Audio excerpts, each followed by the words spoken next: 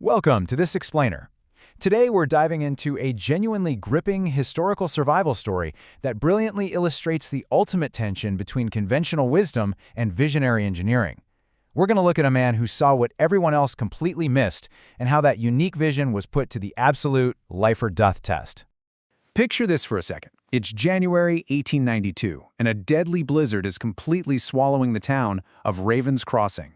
We're talking about 60-mile-per-hour winds, plunging temperatures hitting 38 below zero, and desperate families burning their very last logs of firewood in the freezing darkness. Roofs are literally groaning under the immense weight, and barns are vanishing beneath these rising drifts. The storm is quite literally erasing the town. But while the valley below was losing its desperate fight against winter, half a mile up the mountain, one man's cabin was holding steady at a perfectly warm 65 degrees. Yeah, 65 degrees. The wind is just screaming against the cliffside out there. But inside, his stove is crackling softly and his dog is sleeping peacefully on the floor.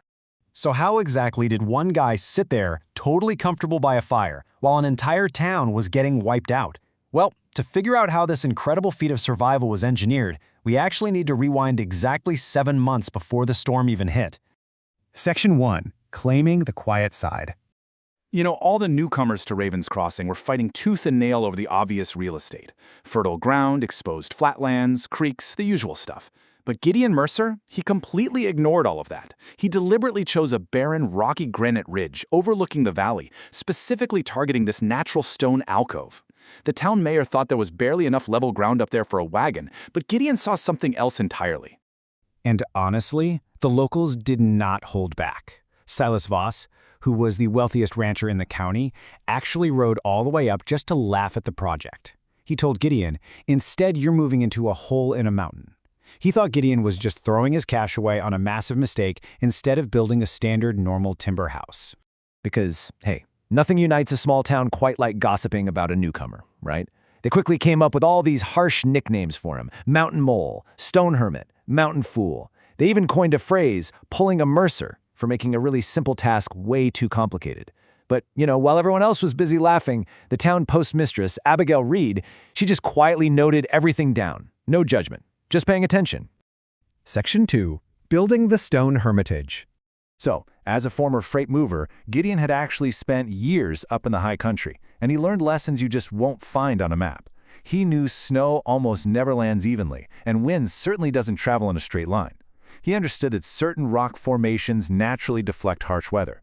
They bend or break apart the wind to create these incredible pockets of remarkable calm. He called this the quiet side of the mountain, and his whole plan was to use the mountain itself as his first wall of defense. But actually building with nature, rather than fighting against it, required some really specific steps.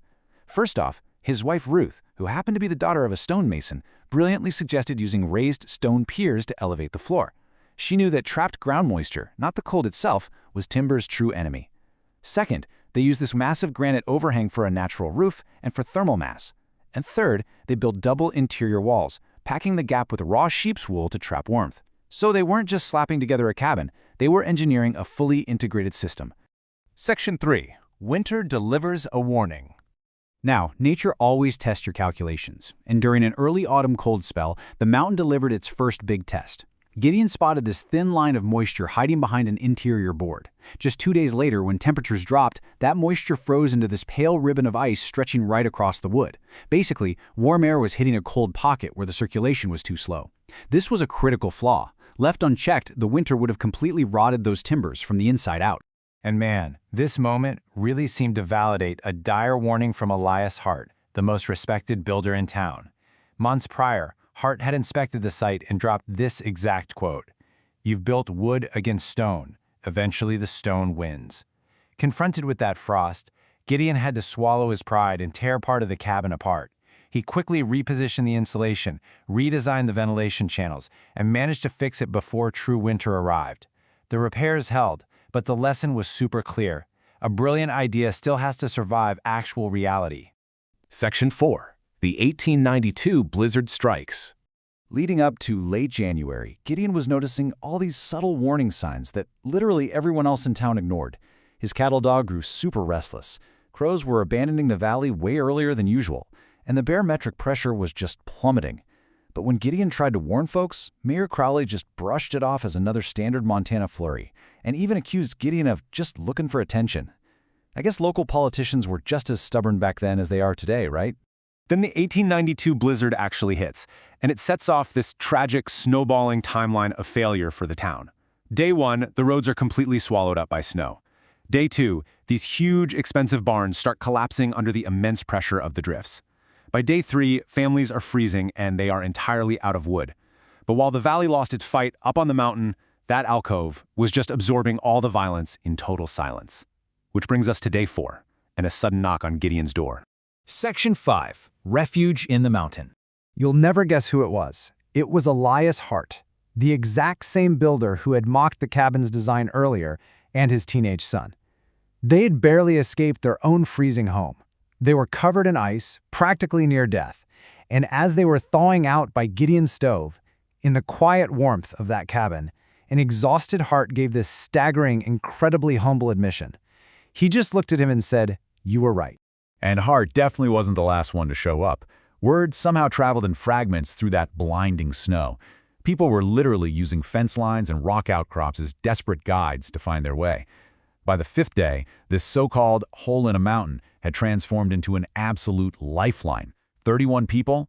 That was nearly a tenth of the entire town, all kept warm and kept alive by Gideon's cabin through one of the most devastating storms in Montana's history. Section 6. The Verdict of Nature. Once the winds finally died down, the mocker truly became the student. Silas Voss, that wealthy rancher who had laughed right in Gideon's face, well, he lost a massive chunk of his herd and his super expensive barns. He hiked up to the alcove, took off his hat, something he rarely ever did, and simply apologized, saying, "I judged that place wrong." The whole town suddenly realized that what they had trusted had completely failed, and what they had mocked survived perfectly.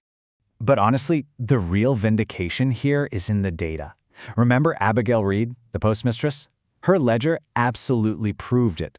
Throughout that entire brutal winter, including the blizzard, the Mercer cabin consumed 65% less firewood than the freezing structures down in town. 65%. Any arguments against Gideon's design just completely died the second that undeniable evidence was placed on the table. This sparked an absolute paradigm shift in Ravens Crossing. The traditional townhomes had tried to fight the weather head-on, exposing themselves to the elements, and they failed miserably. But the Mercer cabin? It integrated with the terrain, it utilized wind shadows, and it boasted a 100% survival rate. Moving forward, local builders like Elias Hart totally abandoned that brute force approach and actually started studying wind, terrain, and biomimicry. Gideon and Ruth ended up living out their days in that mountain refuge. And when Gideon eventually passed away, the town put up this modest little bronze plaque right near the entrance of the granite shelter. It didn't call him a genius or a hero, it just simply read, "He listened where others argued. The mountain answered." It's just such a beautiful summary of his entire legacy, a legacy of observation over ego. So, I want to leave you with a final thought and a question to mull over. How can we apply Gideon's principles today to actually build with nature rather than constantly fighting against it? Because, in our modern world, we rely so heavily on brute force technology to heat and cool our spaces, and we often just completely ignore the natural landscape around us. Gideon Mercer's battle against winter is this powerful reminder that sometimes the absolute best engineering doesn't come out of a factory, it comes from taking the time to actually listen to the environment around us. Think about that the next time you look at the buildings in your own town. Thanks so much for joining me for this explainer, and keep observing.